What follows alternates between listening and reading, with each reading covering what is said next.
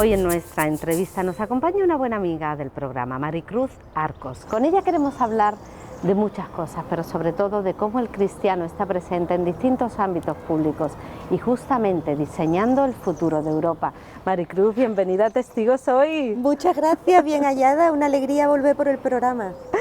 Bueno, la verdad es que hablamos sobre diseñar el futuro de Europa en un momento muy especial tocado por la pandemia, pero ¿qué se está moviendo en Europa? Porque hablamos de futuro, pero el futuro no está tan lejano, se empieza por nosotros mismos. Efectivamente, el futuro tenemos que empezar a diseñarlo con las raíces del pasado. Y bueno, pues ahora el 9 de mayo que conmemoramos el Día de Europa, hace ya 71 años que Robert Schuman hizo esa primera entrada en el proceso de integración europea, es lo que nos debe servir de fundamento, de argumento para diseñar el futuro. Es cierto que las cosas van cambiando, que la realidad cambia, que las exigencias de los ciudadanos cambian también respecto a la Unión Europea y tenemos que hacer una Unión Europea que nos sea útil sin descuidar cuáles son sus valores fundamentales. Maricruz, esta crisis que ha tenido muchos efectos negativos, ha tenido también algunos positivos. Por ejemplo, ha puesto en la bandeja de la Unión Europea la necesidad de trabajar temas que antes parecían superfluos.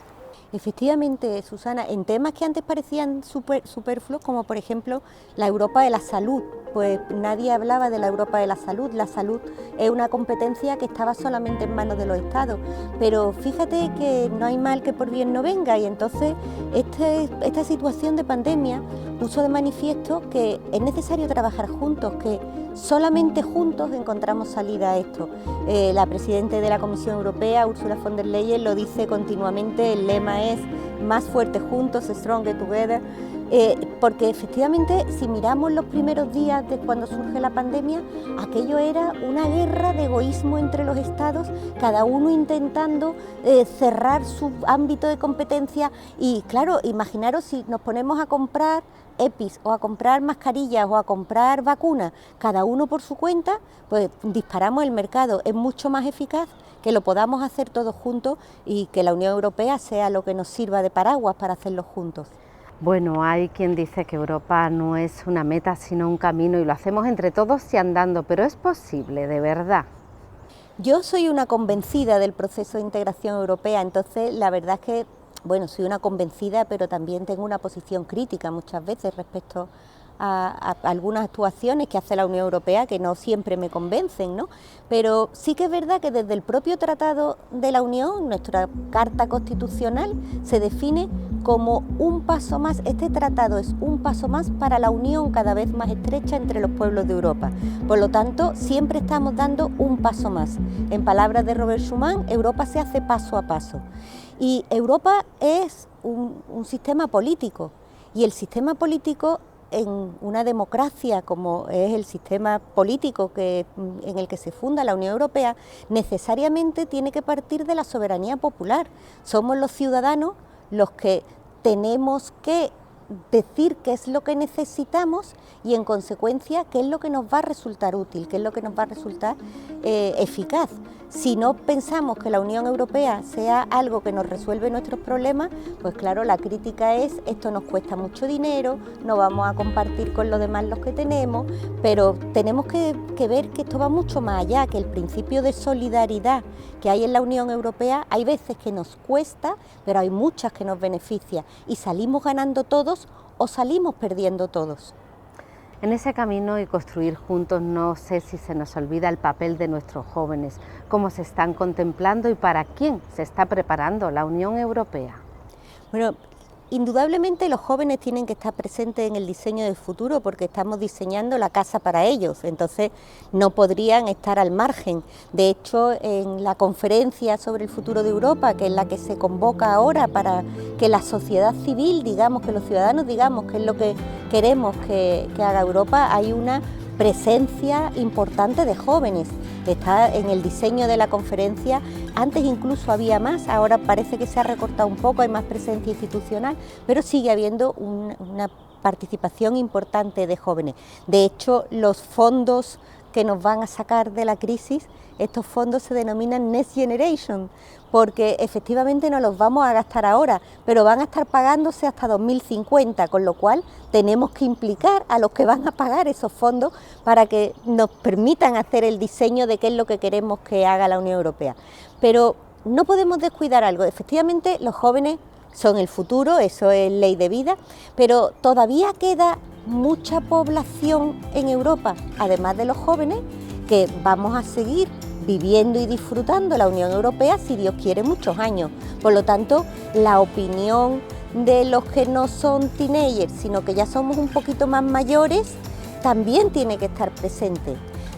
También respecto a los jóvenes, una observación que eso nos dará para otro programa, pero que yo lo apunto para que lo vayamos pensando.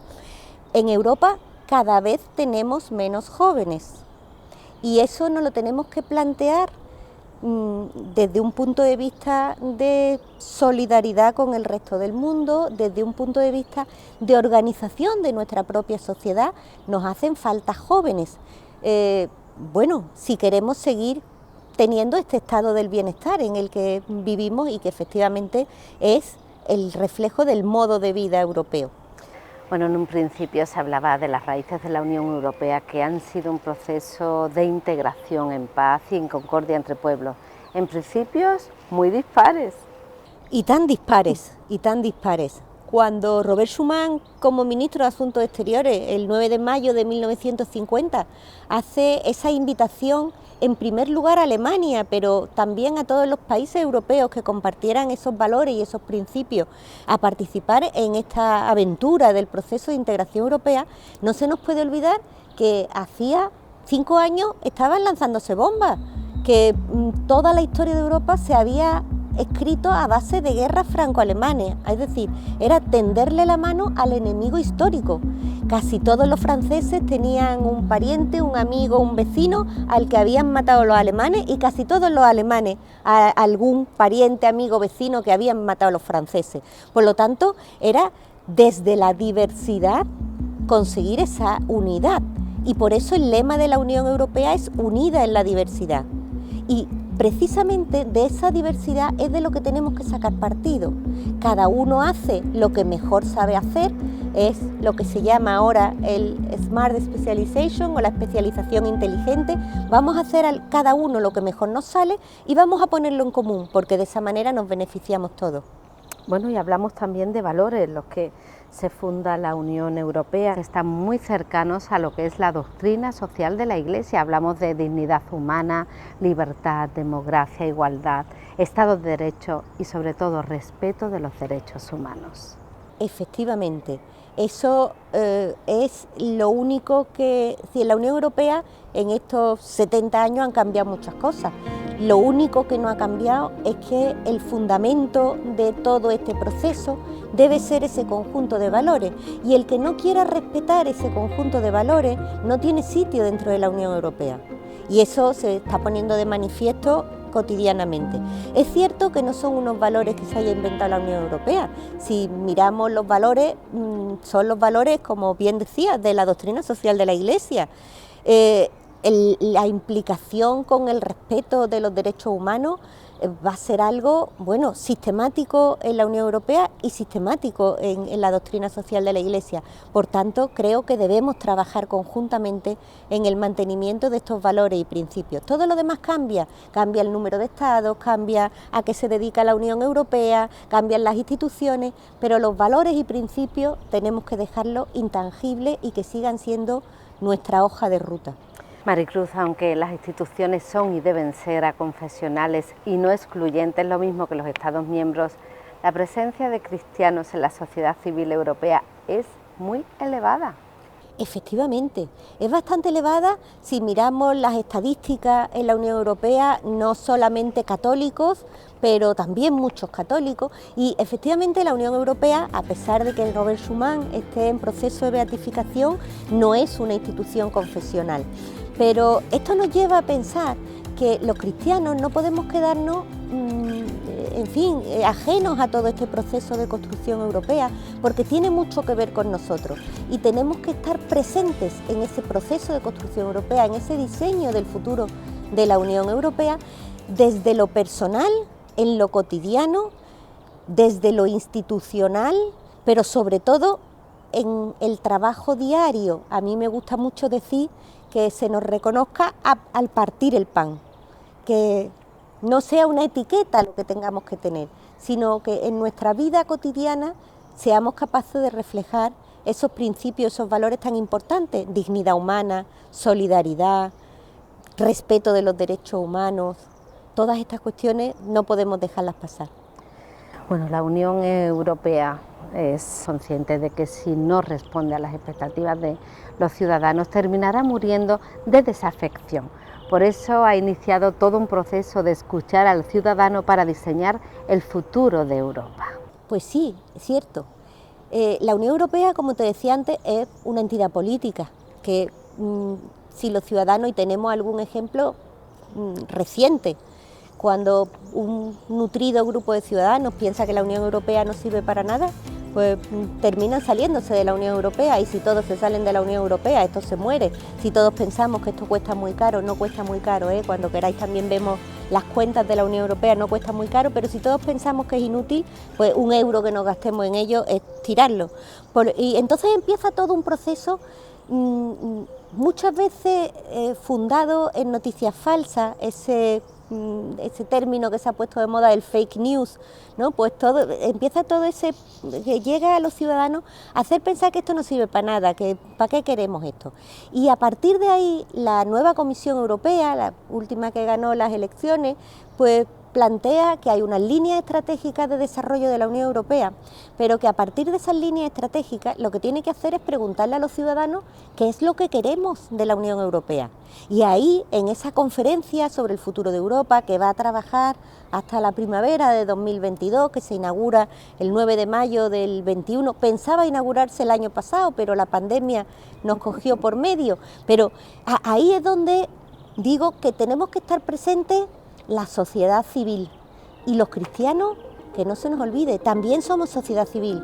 No podemos dejar la religión, o al menos ese es mi punto de vista, solamente para lo íntimo, también la religión en lo público, y no solamente la doctrina social de la Iglesia, sino todas las enseñanzas del Papa Francisco están tremendamente unidas a todos estos desarrollos, desde el Pacto Verde hasta la economía circular. Todas estas cuestiones indudablemente nos tienen que preocupar y tenemos que hacer oír nuestra voz, porque sin duda nos van a escuchar.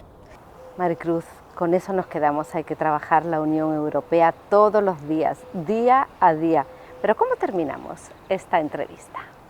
Pues yo creo que recordando, y más teniendo en cuenta la cantidad de seguidores que tiene este programa y el tipo de público que es, que la presencia de los cristianos en todo el proceso de construcción europea ha sido patente. No tenemos más que darnos un paseo por nuestras calles, por nuestras ciudades, para ver que es una realidad que va unida a la historia de Europa.